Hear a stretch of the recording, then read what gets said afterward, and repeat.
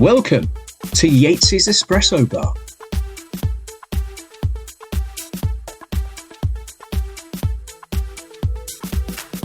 Hello there and welcome to 1865, the Nottingham Forest podcast. It's Rich here and this is a very special edition of YATESY'S ESPRESSO BAR.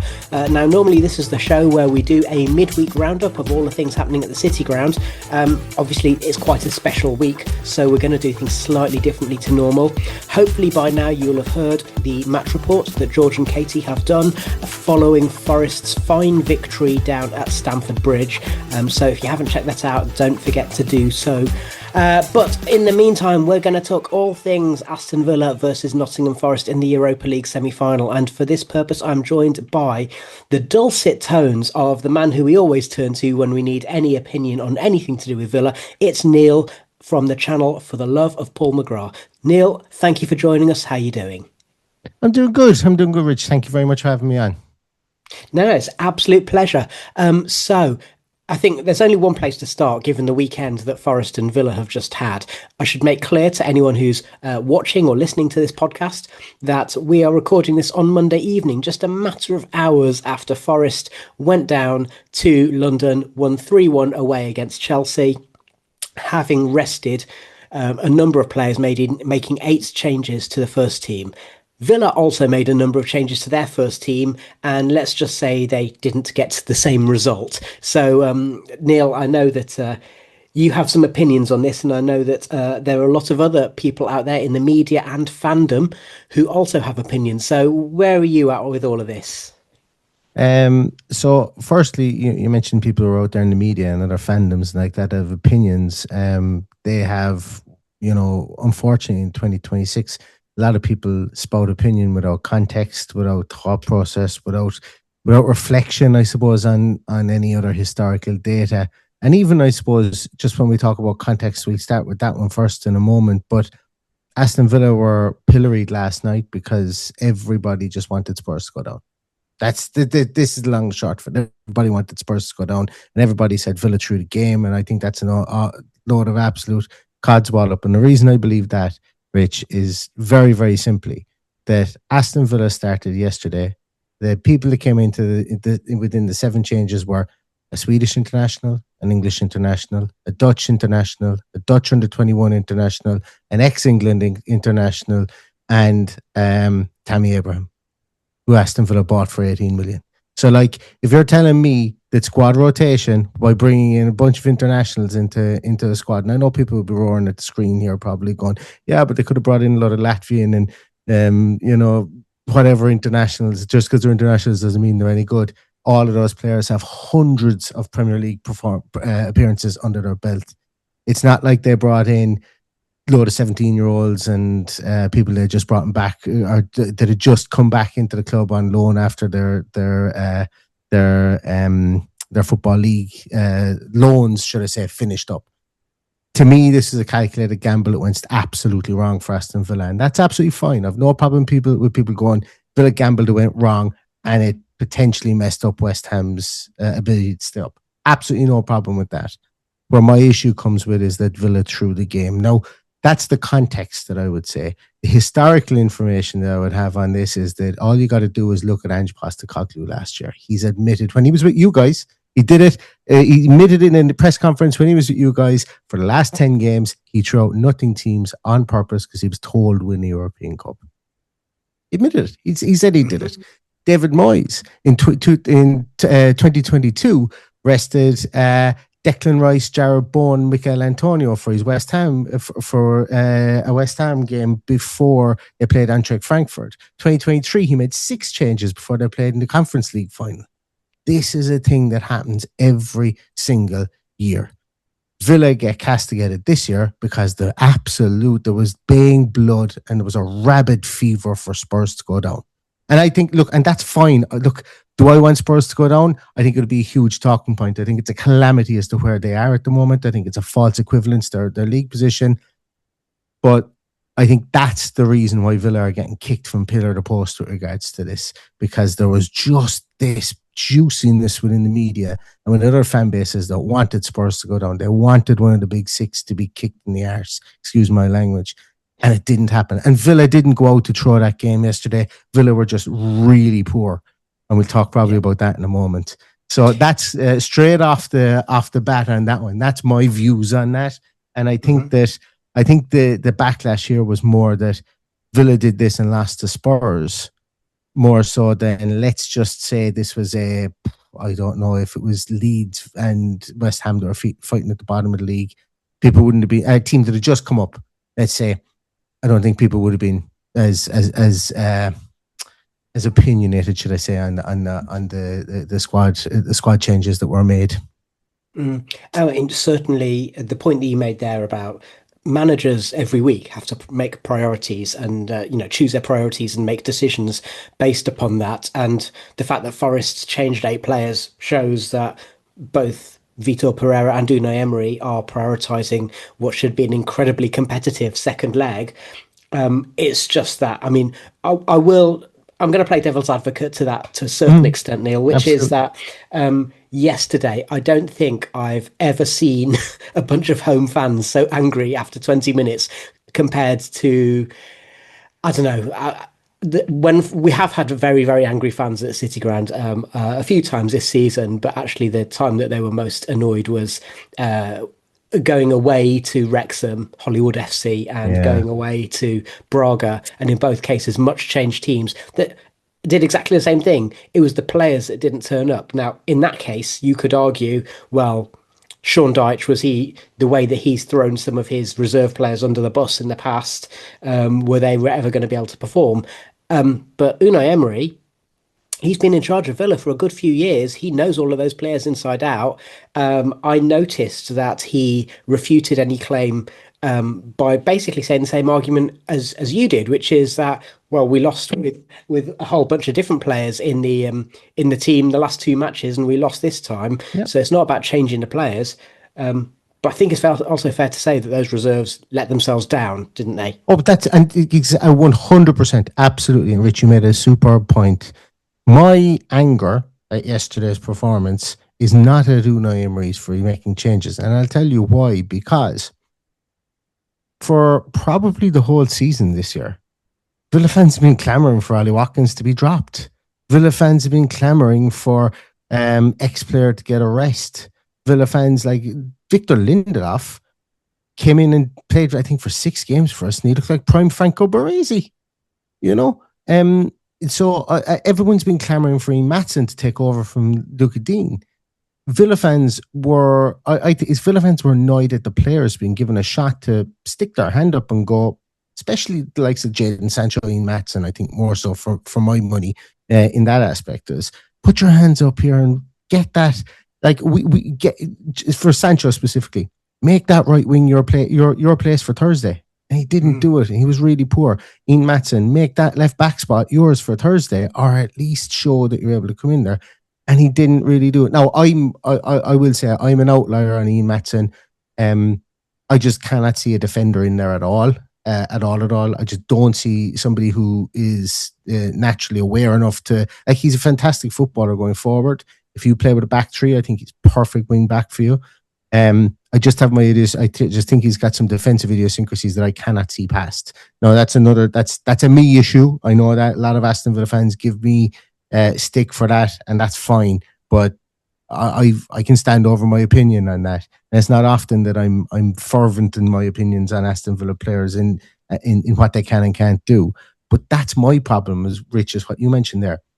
Unai Emery's getting the stick, and I'm like, hold on a minute. He's put in a bunch of players that have probably 500 Premier League appearances between them, and the players didn't perform. It's the players should be getting the stick, not the manager, for me.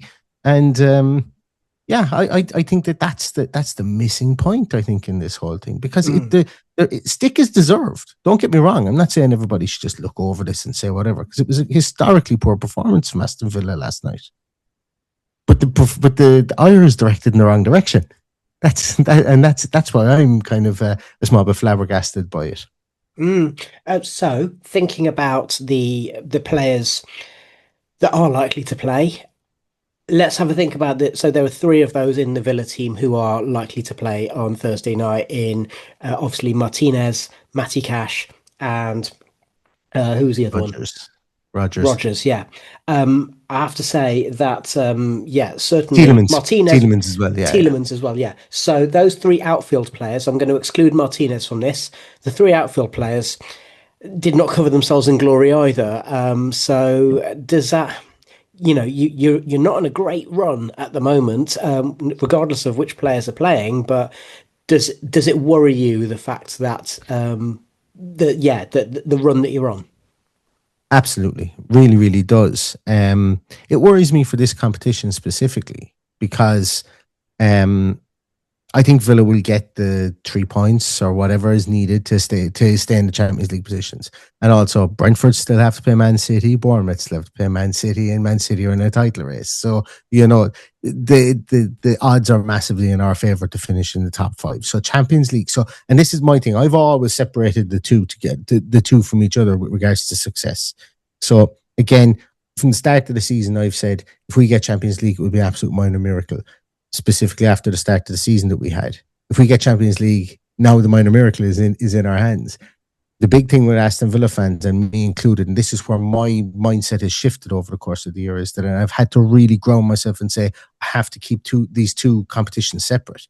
The league is fantastic. If we get Champions League, it would be a massive, massive, massive miracle. It'll be an outstanding performance from the club.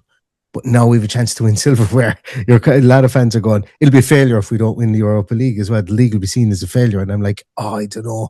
I think that's too reductive in the arguments. But to get back to what you asked there, and the reason that I went into that was we're in horrendous form at the moment. We're in brutal form. And the players are running on empty. Our players are running on empty. Like, again, I go back, and the reason that they're running on empty is I go back to the 3 signings that we made in this offseason. I'm not counting Evan Gassand because he's gone to Palace and it looks like Villa will just get their money back on him. So he was the 30 million man. We're going to get our money back on him. I don't count him as a signing anymore. The 3 signings we made this offseason were Harvey Elliott, who there's all podcasts to be done on him for one reason or another, who's contributed nothing. Jadon Sancho, who's contributed teeny bits here and there.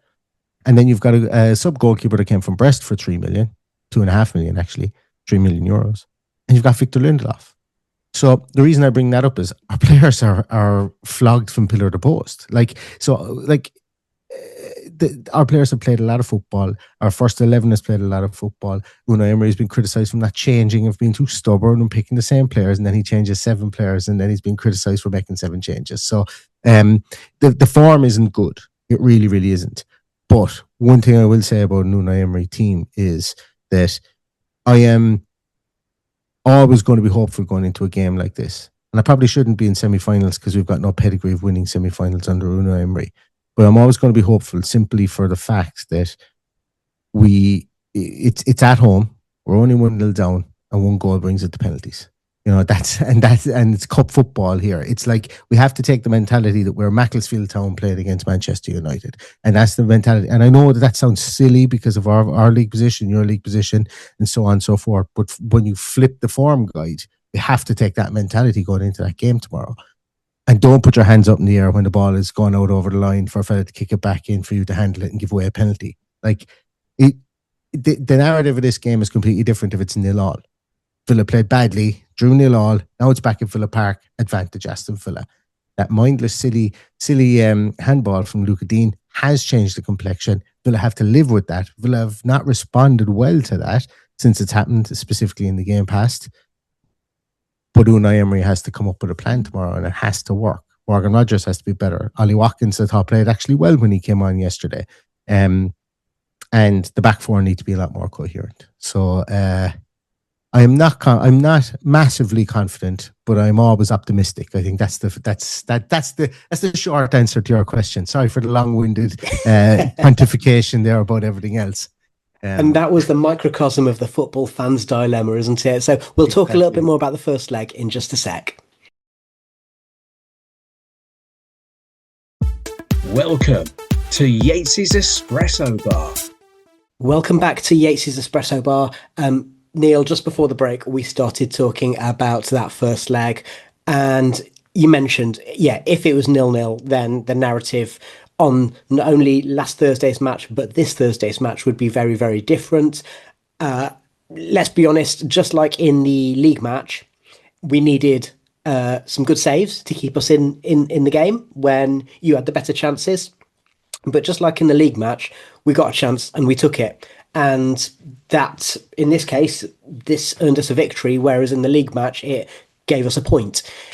So, yeah, firstly, I totally agree. It is absurd. Like for a player's experience as Luca Digne to do that, I've always said, and I said in the match report, and I'll say it once again, if you wave your arms around in the box and the ball hits it, you can't complain when the penalty's given.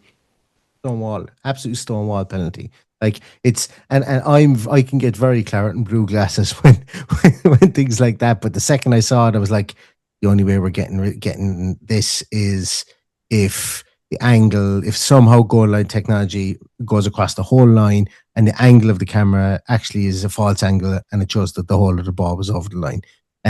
But that wasn't the case, and it's just a clear handball over after that. It's all on Luca Digne. It's not on the referee. The referee, in fairness, look, the referee got it right. Okay. Yes, he blows for a goal kick, but it was the wrong decision to blow for a goal kick. The right decision was to blow for a penalty. And I think sometimes like it's okay to admit that as an Aston Villa fan because referees get things right and they get things wrong. Now he got things wrong in that game as well, but he got that one right. Forest stick away the penalty, great penalty from Chris Wood, and now Forest are in the driving seat for Thursday night, and can't really have any complaints about that penalty being given. Okay. You alluded to the referee getting things wrong. Are you talking about Elliot Anderson and Ollie Watkins? I never. What possibly could have made you think that? All I'm saying is I'm aware that there was some noise about it. So no.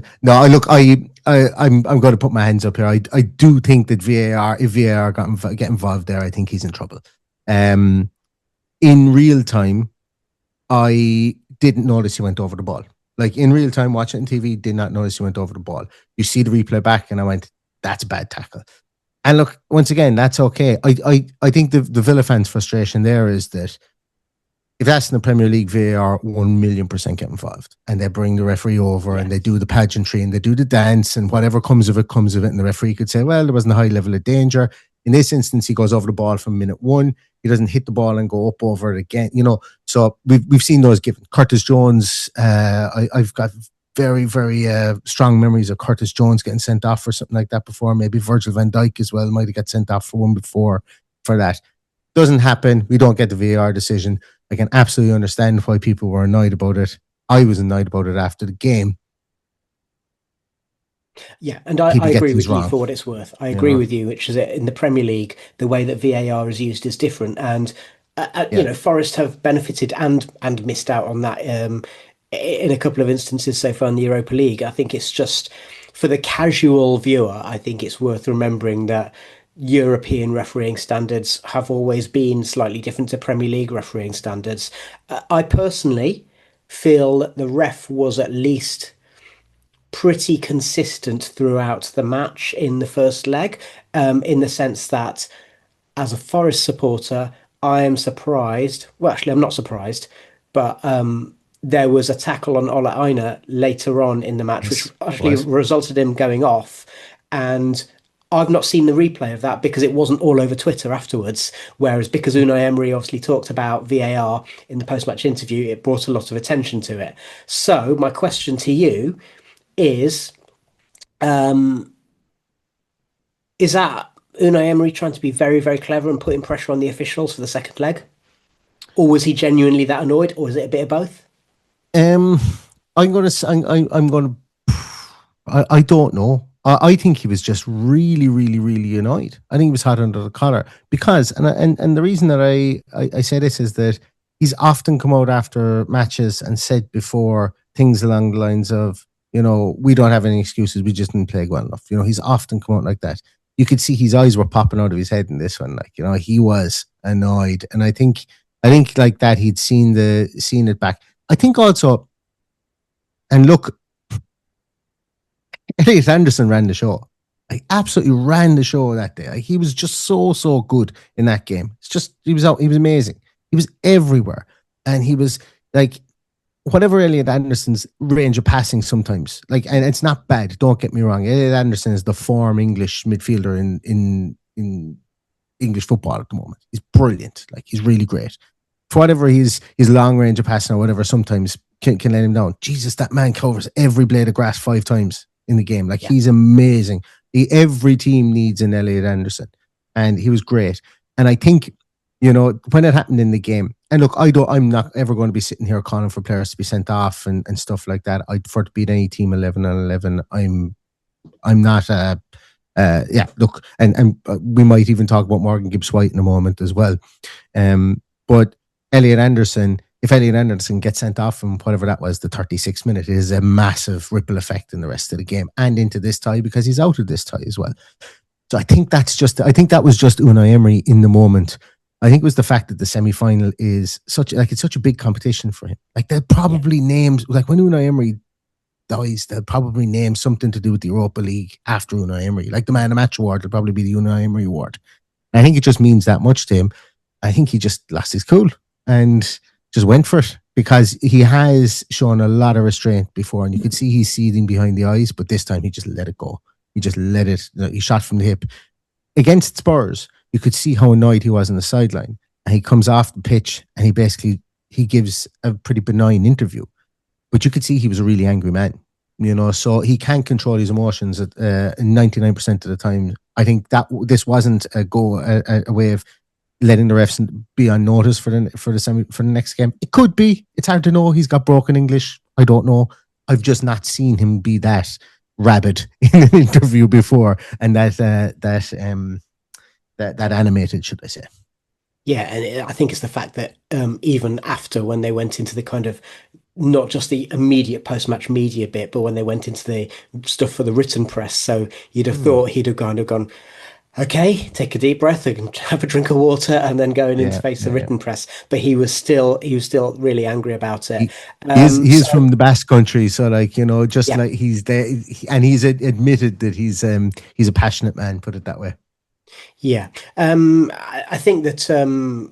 By the way, it's also worth noting that Dale Johnson of the BBC, who's the football issues correspondent, which is, as I've said on this podcast before, sounds like he's brilliant. quite a wide-ranging job. But he was saying that that there's a strong argument to say it should have been a red, and I think in the Premier League it would have been. So thinking about Morgan Gibbs-White, you mentioned him. What do you want to say? He was brilliant as well, but you know, he's obviously had a bad collision with Bobby Sanchez in the league game, and you know, the reason I brought that up was Villa play against Nottingham Forest, and it's an all-English tie. There's no animosity between the fan bases. There's no animosity between the clubs or anything like that. And Villa would love to go out and beat Forest's best team. Like, Forest would love to go out and beat Villa's best team. Sorry, mid-sentence I stopped my train of thought there. So, like, that's why I was mentioning it. I don't want leg to be without Elliot Anderson. I don't want the second leg now to be without Morgan Gibbs-White. Does it help Aston Villa if that's the case? Exponentially, because the two players are world class. But mid-thought, I actually, my mind was running before my mouth in that instance. I didn't want Elliot Anderson to be sent off to miss the second leg. And then now with Gibbs-White being in that situation, that severely weakens Nottingham Forest and puts Villa in a better position, obviously. But, you know, you want to go and pitch yourself against the best Nottingham Forest that's available, because it's an all-English tie and it's a winner-takes-all at Villa Park. And, you know, that's what you want to do to be a fan. And I think the players themselves, you know, being kind of gladiators of the game, would want that too. So, look, if he was sent off, he should, like, to me, it was a red card. It wasn't given. You got to suck it up. You got to move on. Swings and what did you think about the tackle on Aina, by the way? Because I say I've not seen it back. It just happened in front of me in the ground. Whereas the Anderson tackle was quite a long way from where I was in the ground. So the Aina one looked like a bad one to me, but I'm happy to say that I've not. Like, you made a brilliant point, Rich. I've seen the replay, but I saw the replay like 30 seconds after the incident. I remember at the time going, I don't think it was that, like it wasn't that, like, I don't think it was a red card offense, but I can't remember, did they both, to be honest with you, I'm not even going to pontificate on it because I can't remember even what it looked like. Well, it wasn't even given as a foul, just like the Anderson one. That's why I draw the point of comparison. Yeah, I can't even remember what it looked like. Something in the back of my mind stems from the fact that potentially they both came to the ball at the same time. But I can't remember. Yeah, what it's a it looked like. 50-50, and one of those where Ola gets the ball just marginally before your Yeah, guy, who therefore the contact is made after the ball has gone.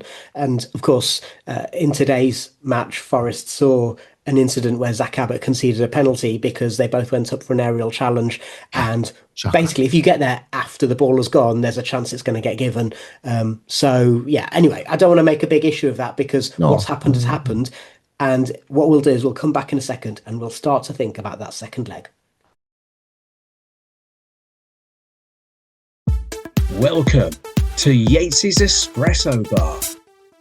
So welcome back to part 3 of Yates's Espresso Bar, and it's Rich here, and I'm joined by Neil from For the Love of Paul McGrath. And you know what?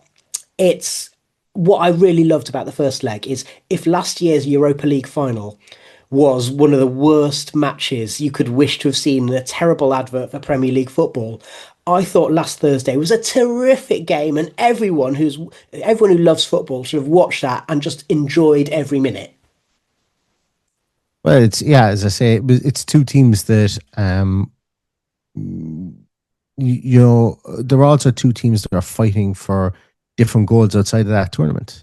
Whereas last year there were two teams who were just like 16th, 17th. Neither two of them were going to get relegated. They were both like the two drunkest men at the bar, throwing fists. That's really what it was. So it kind of meant more. Now, I think as well on Thursday that there was still, I do think that Aston Villa were doing a lot of shadow boxing to try and deaden the game away from home to bring it back to Villa Park, and we obviously got caught out doing that. We got caught out doing that. It could be all different if Ortega doesn't make that save, if Watkins gets it a foot further to the left or to the right. That one that Morgan Rogers takes the shot, it deflects and Watkins gets there. Sticks his arm out, doesn't he? Sticks his arm out. Yeah, it was a reactive thing from Watkins. It was a reactive thing from Ortega. That happens. It's different. But then again, Hemi Martinez, like he does every single time he plays Nottingham Forest, pulls a goal line save out of the bag. How he saves that ball is just like, I want to know how they say that lightning doesn't strike twice, and I want to know how he's done that twice at the City Ground. Twice. Yeah, he's definitely, his soul is well and truly sold to the devil. Like it has to be. That's the only way he's able to do this stuff. That's not a surprise. yeah, exactly. But like what a save. But look, that's the beauty about it. Like this is finally poised. This is like this game has really turned into. So it went from Rocky versus the Russian in the situation that Villa were the Russian and Forest were Rocky. It's probably flipped now to Forest are the Russian and Villa are the Rocky now, because everyone's kind of going like this, the underdog story for Villa coming off crap form, can't get things together, been beaten down in the media and stuff like that. I won't say no one's giving them a chance because they have to at Villa Park. You have to give Villa a chance. But Forest are coming off, making the 8 changes, as you mentioned, and winning 3-0 against probably the flakiest team in world football in Chelsea at the moment. And but I won't ask you to join me in ridiculing Chelsea because I think everybody would, for the billions and billions that they've spent, they are open to it. They did a number on us recently as well, Chelsea. So I have to take my chances every time I get them. I think that Thursday is shaping up to be a really, really consequential match in both clubs' fortunes. I think for sure.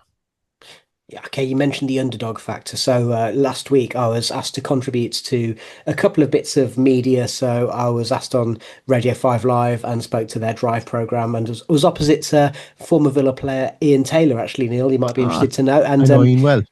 Yeah, and what I do regret is that, as ever, you're short on time when you do those appearances. And I really wanted to rag him out for the fact he used to play for Derby, but unfortunately, that opportunity to do that on national live radio did not present itself. But I was also on Greatest Hits Radio East Midlands, and what we found was in both cases the questioning was talking about, well, Forest unquestionably are the underdogs as you go into the tie. and actually that's suited Forest quite nicely. And I think the way that the kind of the cat and mouseness of that first leg kind of demonstrated that. So it's interesting that you say that idea that actually by virtue of being a goal down and maybe not being in great form and the bad feeling maybe from the weekend, that maybe that presents Villa as the underdogs. Is that something that you think would actually help the mood of both fans and players? Oh yeah, for Aston Villa hugely. We cannot play. We're probably England's best chasers when we've got like to a point, to a failure, a point of failure, should I say? Under Unai Emery, we've chased teams down way better than we've held distances, held leads or anything. What I mean by that is, in the first year Unai Emery came in, we were a million miles off getting European football. We chased down seventh place and we got it with a game on the last day of the season. The next year, we built up our big lead or whatever. We relinquished it and we chased down Spurs again, and we leapfrog Spurs and got Champions League. Last year, only for an Emi Martinez absolute brain fart, we would have chased down Newcastle and Manchester United and finished in the Champions League again. We're really good at chasing down.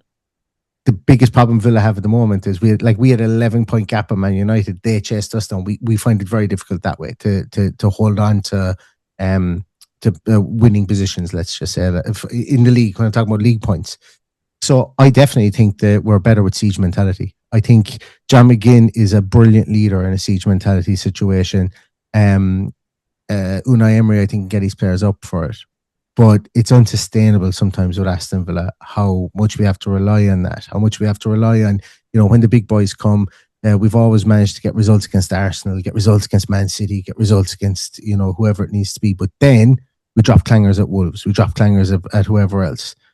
So chasing you guys down again in the second leg isn't wholly a bad thing, albeit the one thing I will say is Vítor Pereira is an incredibly good defensive manager. Like, as in, he's able to put a defense together, and you guys are likely to have Murillo back and pairing back up again with Milinkovic again. Sorry, should I say? And that's going to be an altogether difficult proposal. Specifically, when you guys will most likely, like you did in the first leg, let us have the ball and say to us, "Now you guys got to break us down. We've got a 1-0 lead." We're not great at that either. So it's going to be fascinating to see how Villa try and get on the front foot against Forest, I think, because it's been a big problem of ours. Yeah, and it's interesting you say that because Forest under Pereira have not been at their best playing a low block, and in fact the fact that we conceded to Chelsea today, okay, we were 3-0 up and the players were knackered. You could tell a bunch of players who hadn't played that many minutes because they just ran out of juice in the last sort of 10 minutes, and of course there's loads and loads of stoppage time to add into that. So with the first team, who are kind of cooking on gas, obviously it remains to be seen if Ola Aina's going to make it. He wasn't in the squad over the weekend. It also remains to be seen what happens with Morgan Gibbs-White. The news is it's a cut rather than a concussion. So I guess did you see the picture of it? I haven't seen the picture of it because Sky didn't show the replay. Yeah, it's like he put a picture up on Instagram. It looks like he definitely has 20 odd stitches. More probably, I'd say. But now Vítor Pereira was asked, is he in concussion, and Vítor Pereira just said, well, he remembers everything. And I'm kind of going, yeah, that is. And once again, I'm not advocating that he is. Look, there's been a lot of Villa fans online saying, oh, he's in concussion protocol, he can't play for 6 days, yay. And I'm like, that's not how you go about football. Shouldn't be about how you go about football. If Morgan Gibbs-White lines up for Nottingham Forest, Villa will be expecting him to line up for Forest. He'll probably play with a mask. He'll become a cult hero, and he'll score the winning goal like fellas with masks always do. And then he'll wear the mask for the next 6 years when he plays for Forest, regardless of no injury. Just like that, stuff like that always happens. But at the moment, he's got a huge cut all the way down his face.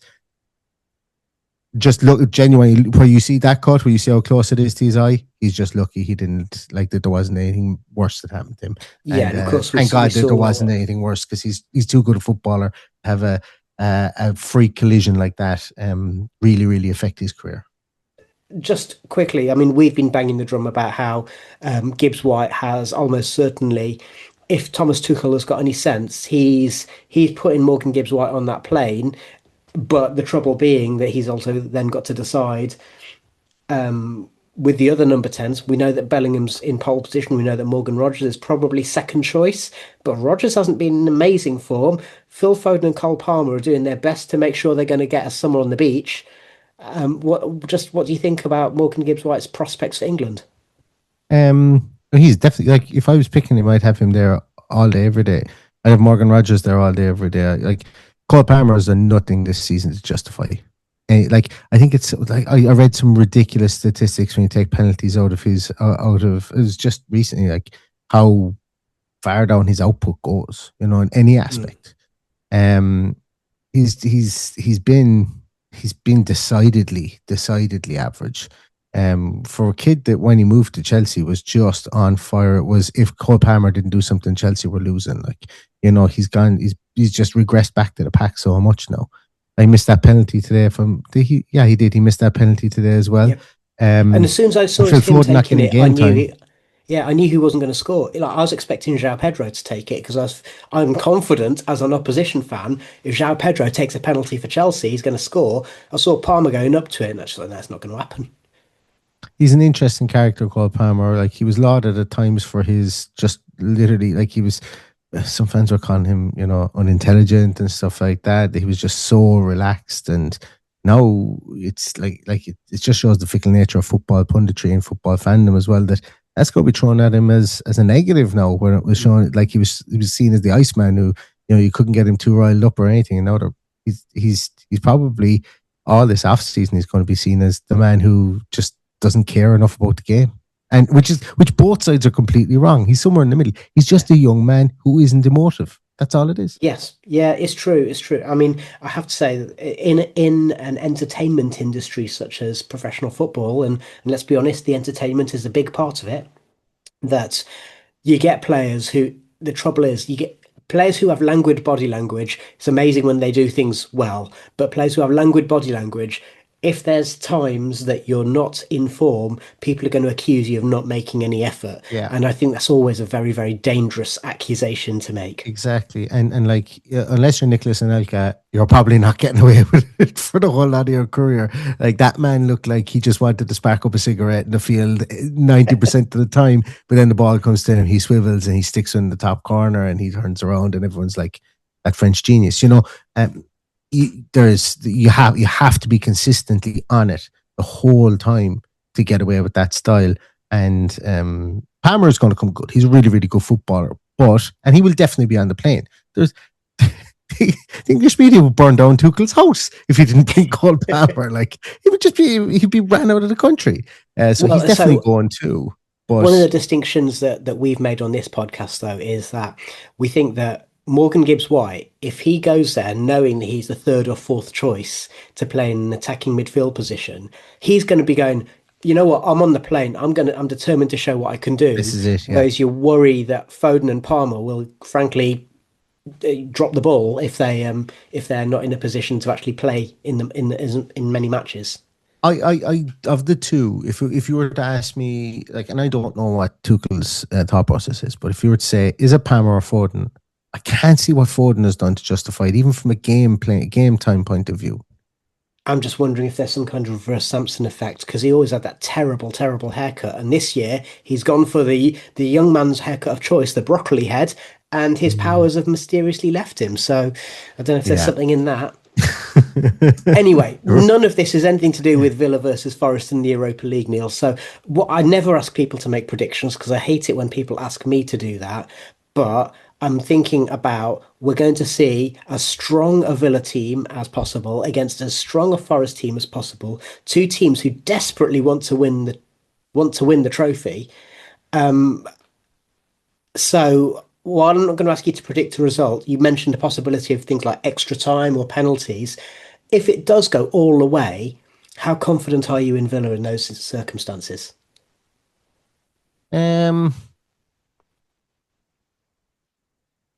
I'm terrified of penalties. I'm massively confident if Forest go to penalties. Villa have been like Villa can't score penalties.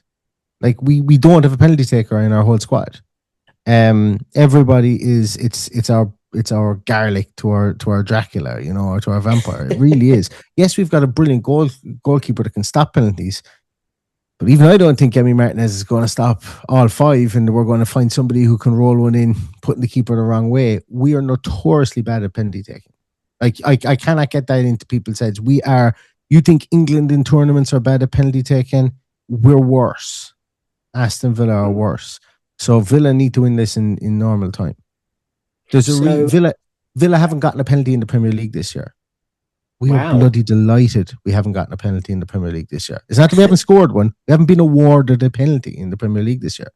We've been awarded, I think, one in European football, and Morgan Rogers missed it.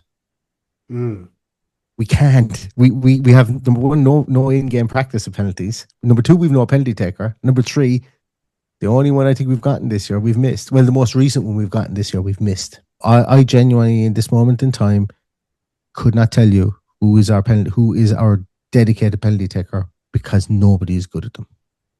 Right, penalties it is then. Penalties it is, yeah. Okay, so I'm going to say thank you very much to you, Neil.